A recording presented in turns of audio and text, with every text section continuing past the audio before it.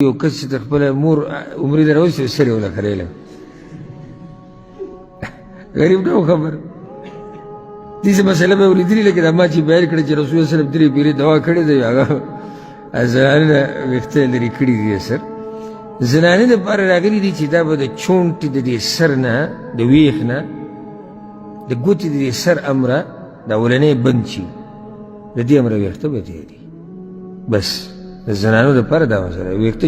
چونټې شي نو ټول راجمع شي او که یو چونټې که دوی که درې که هر څه وي د چونټې نه به د ګوتې د سر امره ویښته واغستې شي د هغوی لپاره دغه مسله نه ده چې دوی ویښته لرې کړي ځکه چې ګوره شریعت د هر څه خیال ساتلی سبحان الله دا ښځه په دې ویښتو ښایسته ښکاري او سړی په ږیره ځکه دا نه دي ویلي چې ږیرې نه به ورسره هم ویښته لرې کړي د ږیرې باره کې نه دي سر ویښته لرې کړه هېڅ خبره نه داسې کټا ګرځه چې د سر کې لیټونه پړق کوي سړی بد نه ښکاري والله که بد ښکاري بد ښکاري بغیر د خریل نه ډېر هلکان ویښته یې وچې دي او دغه شان پکې ګرځي بد ښکاري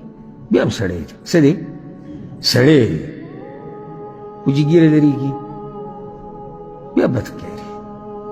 چې ږیره لرې کړي بیا بد ښکاري اگر که په سر باندې دومره ویښته وي ځکه چې د سر دا ویښته دا ښایست د هلکانو نه دی دا ښایست د زنانو نو بیا څه خیال دی چې هلکانو سره میلاو شي براینام هغه وخت په وخت دا سونډۍ داسې برابروي چې سیلۍ خوځولی خو نه دی